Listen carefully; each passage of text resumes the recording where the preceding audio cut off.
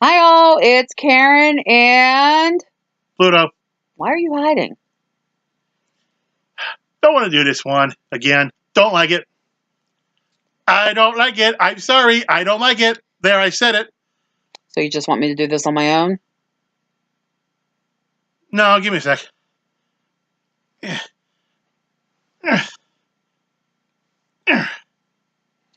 Okay. So this review is going to be a first on this channel. Yep. As you can guess, Pluto does not like this movie. I actually thought it wasn't bad. Cool. Hey, each his But own. I think it was because of part of what the story centered, the movie centered around is a little bit in background of what I work with. So, I just don't buy into the whole thing, and it doesn't lead up to the other one. right. And So we're going to get into it. Basically, it's Leatherface 2017. I'm sure they saw it written on the thing. Yeah, I don't know. No, Obviously, don't you write these at the screen so people? Yeah, I usually do. Don't have the actual movie. We actually rented it through DVDs through Netflix. Yep. Bluto had seen it when I had rented it at Redbox, but I didn't watch it. I saw it on my spaceship. And then Almost fell asleep. He almost crashed for the first time. He was saying about it, and I said, "Oh, we'll watch it and do it for the channel." And I actually kind of enjoyed it. So, anyways, it's rated R. Obviously. Well, you never know these days. It's an hour and 30 minutes. I don't think it's unrated. So, spoilers. Yeah, spoilers. Spoilers. We also have a cheat sheet. Yeah, I took notes because I wasn't sure. Because the way he was talking about it, I'm like, oh, God, I'm not going to enjoy this. But well, I'm sorry I ruined it for you and you actually liked it. It kept my attention. So getting started, it starts at the beginning outside this farm. It says Sawyer Farm. Yeah, okay. Goes inside the house. There's a birthday party going on.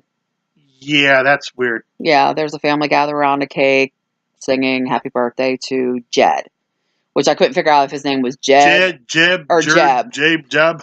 So, whatever. Once they're done singing happy birthday, the father starts cutting the cake, and it looks like it's like entrails. And oh, is that the father? I don't know. Yeah, I think it's the father. Okay, father, uncle, brother, who knows? Father, uncle, brother, step, nephew, cousin. Yeah. Well, he starts cutting it, and it's like you could tell it's like entrails or some sort of bodily part, and they're all like excited. There's the one other character that has like a Confederate hat on or something, and he's like, oh. And then there's Grandpa hanging around there too, and Mom. Mom or aunt or what? I don't know, Verna, I think her name was. So then it cuts out. Well, all of a sudden, Verna goes, "Where are your manners you share with the guests?" Well, the camera pans over to this random guy tied up in a chair. Well, it's not like he can like help himself or anything. No, well, he's tied up, gagged, and everything. So they take the father, whoever, I can't remember his name, goes over, takes the gag off, starts shoving this. Well, the father and the other chainsaw is Drayton Sawyer. Yeah, I don't know if it's the same one. I don't know, but that's who he is in Chainsaw. But as I'm petting my alpaca, you can see here in the background. Isn't he cute? You want him to interview with you, or did we do the review with you? Okay. So they take the gag out of the neighbor's mouth, and he starts He starts what? I can't talk. Shoving whatever it is in his mouth, and the neighbor. Well, we find out it's the neighbor. He's spitting it out, and he's like, "What the F are you doing?" Da da da. Language, and they're like, "We caught you stealing one of our pigs, and you have to be punished or something." The pigs are cool. I like that about the movie. And he's like, "I wouldn't touch anything from you, inbred, whatever, ever." You inbred, you be the red dick. Yeah, something. Yeehaw! If you know the Texas Chainsaw Massacre stuff, you know what we're talking about. It's not like that in the original. Well, anyways. They're not really like that, but okay. Anywho. Yep. So they're like, "Oh, well, you call my son a liar, we're going to teach you a lesson." So I don't know which son reported this neighbor. You like this. You followed it. Well, I don't know about that part. Okay. So anyways, they give Jed, even though I keep wanting to call him Jeb, Junior, a chainsaw as a gift. They're like, you know what to do with it. Maybe he doesn't. So they're over there, and they're trying to get him to solve the neighbor. Yeah, a little 7-year-old kid with a chainsaw. I don't think so. He can't do it. Well, because a chainsaw probably weighs about 20 So basically, pounds. the family steps in. Grandfather comes in, bashes him in the back of the head. That's it. So we fast? Laugh. I can't talk. Next scene, it's Texas 1955. Okay. There's this young couple going down the road in the truck, boyfriend and girlfriend. They see this carcass in the road, drive around it, and stop. And they look in the mirror, and it's this boy standing with I thought it was a pig head, but I think it's a cow head over him. Something like that. So the girl gets out of the truck, is like trying to talk to this boy. Sure. Yeah. Ask him if he's okay. And right. His boyfriend's yelling, "Get back in the truck." I don't remember their names. He's smart. He's like, "Come on, let's go. It's fine. I didn't hit him. Let's go." And he's like yelling for her to get back in the truck, and she's moving closer to the boy. I want to help him. And he's like, "Well, I need to make sure he's okay." Well, then the boy goes, "Oh, help me," and goes running. No way. So she goes after him through these woods and everything, and she's like, "Hey, where'd you go? Slow down, slow down." If he needed help, why would he run away? Yeah. So I think he was saying, "I need help, follow me," or something. I can't remember exactly. I was scribbling. My handwriting's so atrocious with this. Well, you would have followed him. But you want to help everybody. The boy in the truck stays behind. He's smart. So the one with the kid with the cow thing on his head. That's Jeb, right? It is Jeb. Yeah. Or Jed. Jeb Junior. Yeah. It's so Junior. He leads her to this barn, and the floor gives away. She falls on top of some farming equipment. She's like bleeding out. And all of a sudden, like all the other family members come showing out, and they're like, "Boy, you did good," and all this. Well, then they bring over this huge engine. We're proud of you. And they bring over this huge engine and drop it on her and kill her. That was kind of cool. Which was like, okay. I'll give it that. That was okay. So, next scene, the police are there, and it turns out the girl that was killed was the main sheriff that we see throughout, played by Stephen Dorff. I don't remember his name, the character name, but it turns out it's his daughter. Stephen Dorff is cool. So, they're accused. They're like trying to arrest the father, I guess it is, saying like he has something to do with this. He goes, "What? You're going to arrest me for finding her wandering on my property and everything?" Yeah. And well, the boyfriend's like, "I'm sorry, I should have stuck with her and everything." No, he should have just left. She's stupid. So, sorry, she's dumb. Well, then Berna, the mother, shows up and she's like, "Well, you can't do this. You can't do anything." And he's like, "Well, no, I have authority. I can take the kids." And I think respect my authority. And I think this is around, if I remember my history correctly, is like in the 50s when Child Protective Services was kind of started. Yeah, you would know. And they were very stringent, and it was a very different time back then. Just from some stuff I've learned over the years. With I wasn't around history. back in the 50s. Neither was I. Oh. So basically, they take Jeb and some other kids away and put them. Basically, what happens to all these kids is they go into like various mental homes. I guess is the best way to put it. I don't know. You would know that because they cut away to this voiceover with, which I believe it was Dr. Lang, who's coming up because it goes 10 years later, so we'd be in 1965 now. Yep. And it shows the outside of this place called Gorman House, which I don't know if it's real or made up for the movie or anything. Probably made up. And there's this new nurse named Lizzie. She's kind of not very smart. Who's walking down the hall with Dr. Lang, and Dr. Lang is going on like this is just like a temporary placement. Most of these kids are going to end up in the insane asylum, in jail, or dead, or like he cares too much. He's just like, don't worry about it, because she's kind of like going in with her heart on her sleeve, and I'm going to save them all. A young version of me when I got in social services. You told me you would. So I was kind of chuckling about that. You would relate to that because I was like, yeah, that's how we all are gun ho at times. Not that I don't feel like I can save the world, but. I don't know if I would have done that or not. But anyways, so Dr. Lang kind of redirects her like, hey, you're just kind of here for this and that's it. You're here for your job. So Lizzie, the nurse, goes into the one room where I think it's all male patients in there. And she's like, I'm going to go and get to know these ones. So she sees. Oh, yeah. Good one. This teen, kind of overweight. Oh, the big fat guy. Long curly hair. He's just kind of sitting by himself, and she tries to go over and start talking to him. All of a sudden, this other boy behind her goes, "Oh, that's Bud. He doesn't talk very much. Is that right, Bub?" And he's like he says some things throughout the movie, but he kind of like just doesn't really. He was like, or whatever. So, and then this boy goes, "Oh, you're in my seat." And she goes, "Oh, I'm so sorry." So Lizzie gets up and he goes, "I'm Jackson." And, they were kind of talking a little bit and everything.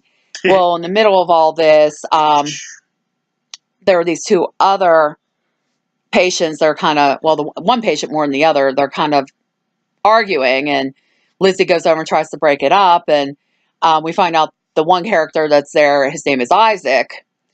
He was like, "What's it in your business?" She goes, "Well, I'm here. It is my business. What was going on?" And he goes, "Oh, well, he was saying something. He wanted to know how how the fresh meat on the new nurse or something tasted." And he grabbed Lizzie like he was going to bite her. And of course, she's screaming. Well, Bud goes over, separates them, and like knocks Isaac on his butt. Well, then there's a couple male orderlies that come in and are like, break it up, settle down. And I think does Dr. Lang come in at that point? I don't remember. I don't know. Oh, no, it's later. So Lizzie kind of was like sticking up for Bud and just saying, he was protecting me and all that. And Dr. Lang's like, "You don't understand. He like clobbered his last foster family to death or whatever." Well, maybe they were bad people. So, because she was trying to stick up that, Bud shouldn't be punished because it's what Isaac did. Well, basically it comes down to is they end up prepping them, both Isaac and Bud, for having ECT treatment, electric convulsive Oh, I thought they therapy. were just going to shave their head. No, it's, yeah. Oh, you got that. I didn't. Yeah, sorry. You're ECT. smarter. So, which they do still perform today, believe it or not. But it's a little bit more regulated than back in 1965. Well, I was going to say fun fact, but that's not too fun. Yeah. Well, the thing that's funny, and I caught this, and Bluto asked me if I realized this. Yep. They showed Lizzie walking down the hall with Bud's foul, and it says that he had he's diagnosed, and I'm just using diagnosis, with bipolar. This is 1965. That diagnosis did not come into existence until the 80s. Because I saw that and I'm like, that's not correct, because that wasn't until I think the DSM-4. Yeah, they were wrong. So, yeah, like I said, getting a little education here. So I was just like, kind of a not only little do bit you of get movie reviews, you get an awesome you get education. a little bit of an education. So I'm not exactly sure if they would have called it manic depressive disorder still back then or what. But it definitely, that diagnosis is wrong for that. I know what I would have called it, but I'm not going to say. Right. So anyways, they cut to Dr. Lang's office, and there is Verna, the mom, with an attorney. The mom aunt. She basically married into money and is trying to get Jed back. She didn't marry him, did she? I must have missed it. No, she didn't marry Dr. Lang. She married I can't remember what her last name was. She basically married somebody that had money. Did they get divorced later on? Because did they show up? No, they never show that character. Okay, they never show that character. It's just like her and that attorney. Oh, I thought maybe they showed him or I didn't see him. No, they just said about, well, just because you married us, you're still like farm trash or inbred trash or something like that. Yeah, so that doesn't really matter. Okay. But basically, Dr. Lang's given them writing about it, and even though they have these papers, he goes, well, I don't even know which child it is, because a lot of these children have been renamed once they came into the system. Really? Is that true? Yeah. Well, I don't know if it's true, but that's what they do that in real life? Well, when children are adopted now, they can be renamed. Well, they weren't adopted. I mean, whenever they're convicted or whatever. No, that wouldn't usually happen, but I think they said, well, we changed their names so their crazy families couldn't find them or something. So they were thinking they were protecting them. He goes, so that would require other paperwork and require me time to look. So that was kind of funny, though. Verna gets ticked off. And she's like yelling and screaming and whatever. So Verna and the attorney leave. And she says she has to use the ladies' room. So she leaves, which she goes in, but kind of sneaks out and tries to go into finding. How'd she get out? How'd she get out of the bathroom? She kind of just snuck out. Like it was like a multi-stall room. Where? Through the window? No, she snuck back out the door and nobody was looking, and she went into the building further. They need to complain about the security in that place. Yeah, very poor security. Okay, I missed that part. Sorry. So anyways, it goes back to showing that they're prepping Bud for the ECT. Lizzie kind of finds out and is like, oh my God, like, why are they doing this to him? And doesn't know what to do. Well, basically at this point, though, Verna has been going through. She's yelling for Jed. And basically all hell breaks loose. Okay, because wait. You stop it for a second. There's just something I want to say that you skipped that I like. Right. I like the chick when she shoved the moss in the one. Oh, I forgot about all that. That's okay. We don't have to go into that. I like that part, though. I do like that part. Yeah, there's this one girl. I like her. I never figured out her name, but she's like crazy blonde chick. Yeah, really out there. She's trying to shove a mouse into another patient's mouth. I don't know why, but that was funny. Very violent. But anyways, okay, sorry, go back to so anyways, Verna's going through, she grabs keys, starts letting the patients loose. So if you've heard the quote, the inmates running the asylum, that's literally what's happening at this point. So Dr. Lang tries to go and you know, calm things down and everything. Well, Bud breaks loose from the chair. Bud. Wise. And basically kills the two orderlies that were there because they were like making fun of him and not being nice and everything. And Isaac's sitting in the other chair and he's like, hey dude, are you going to help me out? So he lets Isaac loose. Well, it's like, it's just like total chaos at this point. Isaac and the crazy girl, I hate to say that. Well, that's what she is. Yeah, the blonde. What do you want to call her? Which I feel bad because I don't know her name. Kind of connect in the hall. They don't even have their real names anyhow. Start having sex in the hall in the middle of all the chaos. So I'm like, oh yeah, this is great. This is awesome. Does that happen in real asylums? Who knows? Okay. But anyway, well, they're not really asylums anymore. They're called other things. Sanitarium. No, not even. Mental hospital. A little bit to that extent. I mean, there's the political correctness and everything. Okay, moving on. Anyways, well, then they show Dr. Lang hiding in his office calling, I guess he was calling the police or whatever to say, you know, like, it's chaos here. You guys need to get here. Somebody starts banging on his door. Meanwhile, at that point, I'd be like, oh, I ain't opened the door. I'm not doing anything. So I don't know what he grabs something as a weapon. I don't remember what. I must have missed that because I did not see He goes and opens the door and Bud's there. And Bud, like, overpowers him, takes him, smashes his face against the window and kills him. Yeah, I don't know if that would really kill you. It might mess you up. Well, they showed him later with the glass through his head. That's a pretty strong glass. Yeah. Glass through your forehead. Yep. Ugh. So Lizzie runs into another nurse and they're trying to hide. Well, one of the patients finds them, kills the other nurse. This patient starts to go after Lizzie and Jackson shows up and basically saves Lizzie, kills the other patient. So they're trying to get out because there's some secret exit through the basement. How do they know that? Well, the nurse told Lizzie that, and Jackson might have been following them for all I know. Okay, you were paying more attention than I was. Sorry. Like I said, I was really in tune. I know. I could tell. So they go outside the building, and all of a sudden, Isaac and his girl show up in a stolen car. They go and they're like, oh, you got a hostage. So Isaac gets out and grabs Lizzie. Jackson tries to fight Isaac. Isaac gets his butt kicked, and they throw Isaac and Lizzie in the trunk of the car. As they're driving away, they see Bud walking on the outside, and Isaac stops. He goes, hey, I owe you one getting back. So okay. And so Bud just gets in, and they go. I think he is asking about Jackson from time to time. Anyways, they pull off somewhere away from the home. And this part made me laugh a little bit, though. Isaac climbs in the yard, and I guess there's clothes hanging on the line. Amazingly, they find clothes to fit each of them. Hey. So, I don't know. I can't remember why they opened the trunk. They open the trunk, and Lizzie tries to take off, and Jackson starts fighting Isaac. I thought they were going to try to let him out. Yeah, I think they were trying to let him out to get him changed, but anyways, Jackson starts fighting Isaac. The girl takes off after Lizzie, and Bud's just standing there like, Jackson, there you are. Like, he has no clue what's going on. The nurse should have left. Right there. Right there. We were saying about that. Right there. She tried to escape, but the other girl, like, I feel so bad. I don't remember the character name, ends up catching her, brings her back, puts Lizzie, Bud, and Jackson together, and basically says, if any of you take off, we're going to kill the other two and then kill you. Okay, wait a minute.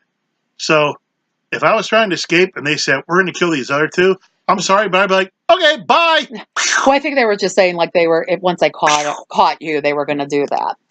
So, they kind of like, Lizzie's like, okay, then we're all in this together. And they say their game plan is to go to Mexico and then they'll go their separate ways.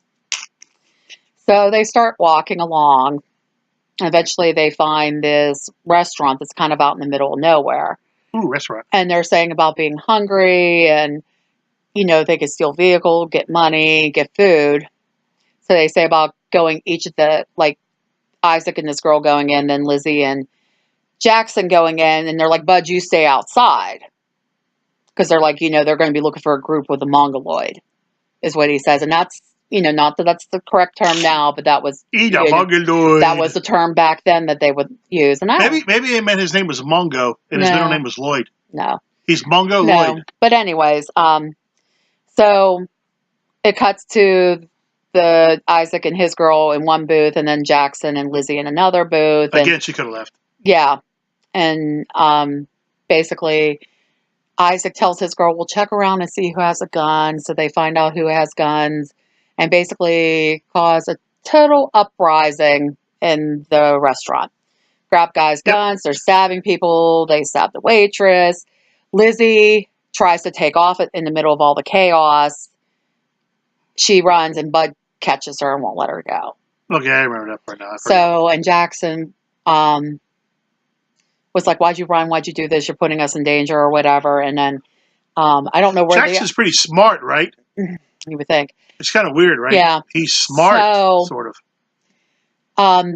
After the Isaac and his girl shoot up the place, get some money, they go steal a car. Well, there's another patron in the restaurant that isn't killed, so he shoots and actually shoots Bud, like through the stomach. Keys to the car.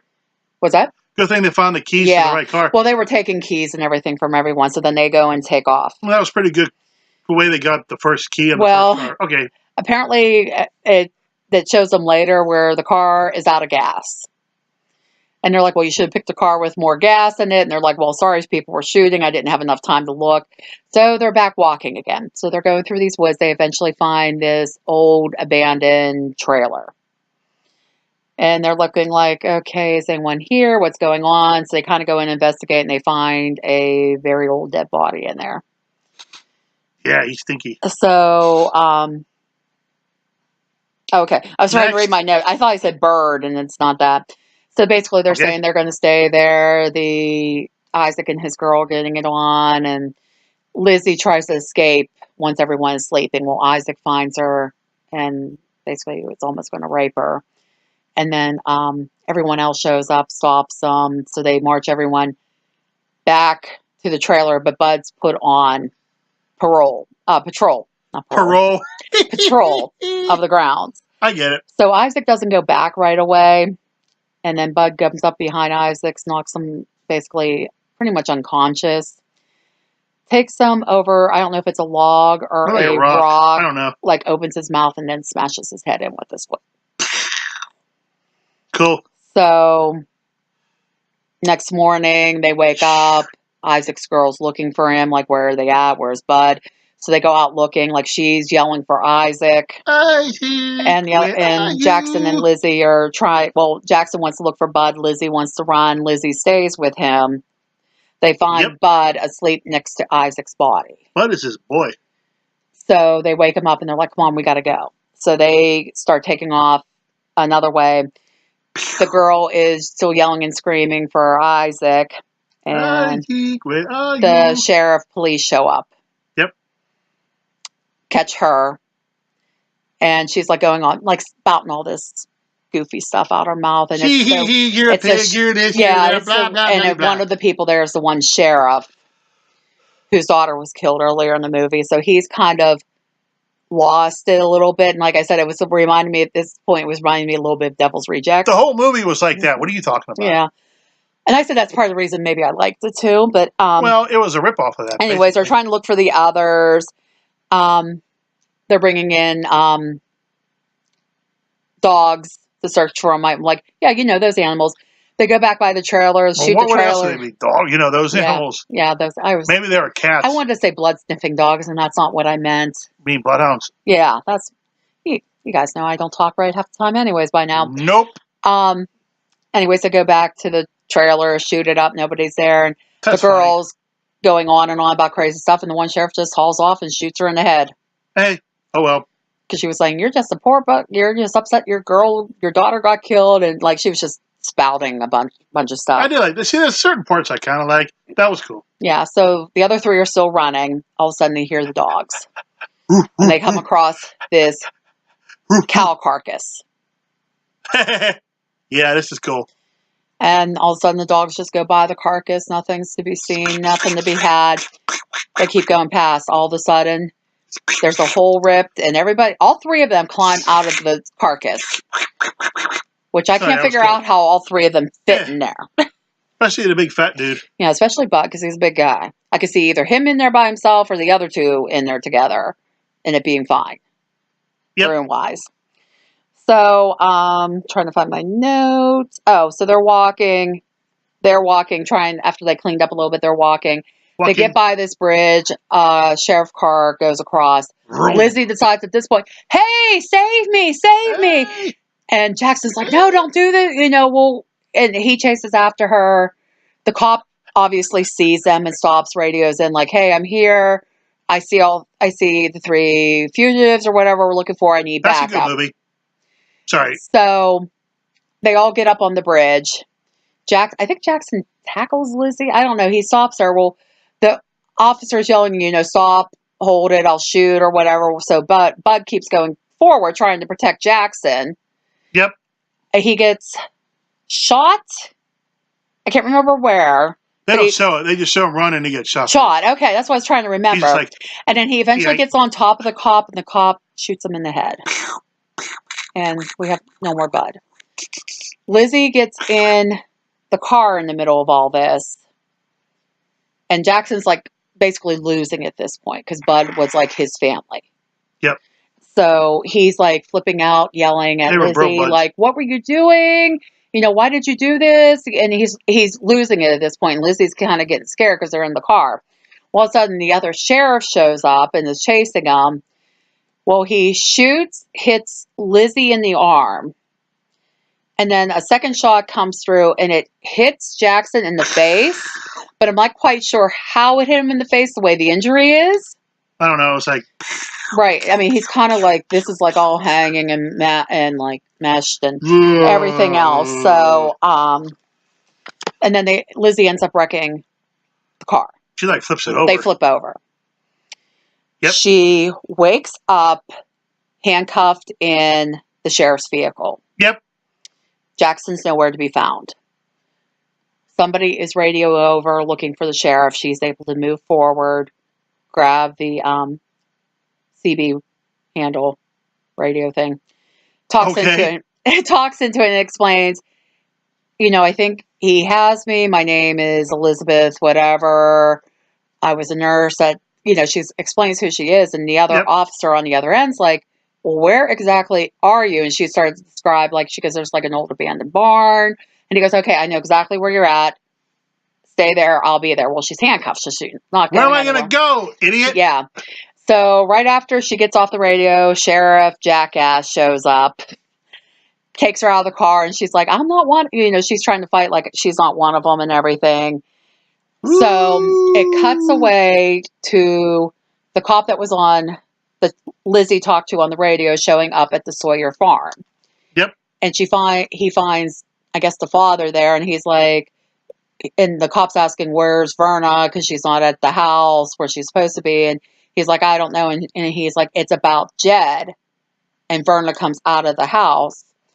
And here this cop that's at the farm right now was kind of working with Verna on the side to get bad little piggy. Extra money. He's a bad little piggy. So he was, telling them, well, supposedly the sheriff has them at some abandoned barn. Do you know where I'm talking about? And they're like, yeah, we know exactly. We'll take care of it from here. And he goes, well, what about my compensation? We had a deal. Oh, he gets his compensation. So Verna throws the money at him, and then he gets shot by somebody else. I can't remember who. And they're like, and she's like, feed him to the pigs. He gets shot? I thought he got stabbed. Maybe it was stabbed. I don't know. He got it. He dies. Yeah, it's so they feed him to the pigs, and if you don't know this, pigs will eat anything. Yeah. So, as you said, the pig goes to the pigs. Yep. So they show back to the abandoned farmhouse, and The sheriff has Jackson hanging above where his daughter was killed, but he has a some sort of a sack over his face, so you don't see his face at the moment. Yep. Well, then Lizzie's like, I wasn't a part of this. Why don't you just let us go? And he's like, no, I'm getting. He was basically like, it's an eye for an eye. They have to be punished. They took one of mine. I have to take one of theirs. And the big twist. So all of a sudden, Verna comes in. And she's like, please don't hurt him. Don't do this. And he's like, I know the rest of you are in there. Well, they eventually overpower the sheriff, get Jackson down, and then take the sheriff and Lizzie to the house. Here it turns out Jackson is dead. Boo. Which totally caught me off guard. Boo. I do not believe that is Leatherface. Yeah, so I think that's why a lot of people don't like this, because part of that. But anyways, I go in the house. There's Verna sewing up Jackson's face and like putting like, I don't know, I want to say a horse bridle, but something. She's like, well, this will hold you together until you get healed. And then Lizzie and the sheriff try to escape. They get caught. They give Jed back his chainsaw. He chainsaws up the sheriff. That's the end of the sheriff. Yep. Lizzie escapes. To him. They go chasing after her.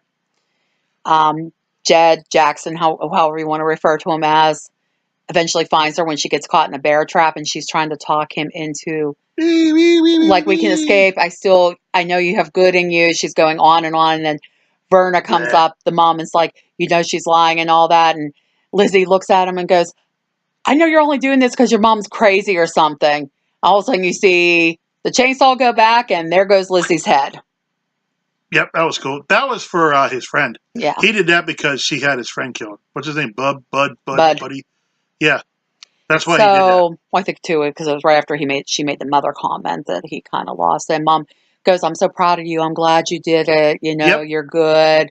And then, you're a good little boy. And then it basically goes back to the house. Yeah. He's sewing up his face. The family's get rid of the evidence. The pigs are getting well fed. Mom's out there burning stuff. And hence, Jed makes his Leatherface. Which is like, nice that they waited till the last minute of the movie to do that. Yeah, and that's kind of it with this. I can get why people don't like it, because then 8 years later, he did that again with the dude in the wheelchair and Sally and all the other ones. I mean, this is supposed to be. I kept wanting to say it's a prequel, but it's an origin story. That's what I heard. I'm pretty sure it's an origin story. So, I mean, I don't know what the difference is. This is how he became who he was. Right, I know that, but I don't know origin versus prequel. Oh. So, like I said, I liked it. It kept my attention. I mean, it wasn't a bad. If it was on its own and not called Leatherface, maybe like, right? I don't know, like, or maybe Asylum Escape. What if they would have said the beginnings of Leatherface or something like that, or maybe if it would have been the obvious. But you see, they can't do that. Why couldn't it just be the big dude? Yeah. See, that's who I thought it was. I thought Bud was Jed. That would have made more sense. And then when he got killed, I was like, whoa, what is going on? That was funny. You were surprised. I was shocked. I was waiting. He's like, who said that was Leatherface? Because I just assumed. Exactly. That's too why I didn't like it. It would have made more sense. Because he's more the Leatherface Gunnar Hansen. Right. That's probably why I was thinking it was him. A big fat hillbilly with buck teeth who doesn't talk and goes, Rrr! Where the Jackson character was He was smart. He cared. He seemed to have a decent head on his shoulders, for what it's worth. He was attractive. Okay. No, because you kept saying about being a pretty boy, and it's it's not what you kind of think of, and so it's like I can get why some people don't like it. I mean, I thought the story, it really kept me in. Like I said, I think part of it was a lot of the background stuff concerning my line of work. I think that's what any movie that has that, you love it. Yeah, because like I love Split, and you don't. That's boring. So, but hey, I thought it was fun. We're getting off topic again, so we're going to wrap this up. Cool. Personally, if you have a chance to watch it once. If you like it. I can't say I will honestly watch it again. No. I know you won't. No, but I mean, like I said, for an hour and a half, it kept my attention. Yeah, at least it wasn't like 3 hours long. Yeah, that's a good thing, because I don't think I would have made it. No. Even though it's almost as long as Slender Man. Watch our review. What's that? Oh yeah, I forgot about the movie already. Yeah. I'll pretty much be forgetting it as well. So, anyways, like I said, check it out. Unfortunately, like I said, I don't have a physical copy of the movie. I won't buy it either. Because we rented it. I don't know if I would get a copy if it goes down to like $5 or something, but I don't think it's one I would watch a lot. So no, like I said, if you catch it on like Amazon Prime, Netflix, watch it. See if you like HBO, whatever, watch it, check it out, and see. It's just my opinion. Yeah, my opinion is I don't like it. It's cool you like it. This way it's different from so this, like I said, this is the first for this channel where we have a disagreement on them. Whether you don't like it, I do. Yep. I mean, I'm not going to say it's my favorite movie, but I liked it. So, okay, that's it. Okay, I want to say one more thing. What's that? I think I would rather watch Matthew McConaughey go, oi, oi, oi, oi, oi, and smack himself in the head than watch this. That's just my opinion. No. Texas Chainsaw 4 makes absolutely no flipping sense. It's stupid too, but yeah, I don't like that one either. Anyways, we're going to wrap this up. Sorry. Please remember to like, comment, subscribe, bell icon so you know when we post new content. Yep. Appreciate it if you would help share the page, spread the word. Yep. Comments. Definitely. Welcome. Always comment. If you have movie suggestions for us to watch, let us know. We'll see if we can find it. I mean, or we can rent it. Yeah. If it's available. If we can find it, we have Prime and Netflix and Hulu. We got all kinds of crap with all the movie channels. Yeah. So they don't play nothing half the time. Yeah. So we might be able to find it if you recommend it. I can't guarantee I'm going to have a physical copy of every movie we're going to review. But like I said, if you have suggestions, post it down below. We'll see you in the next one. Bye. Bye.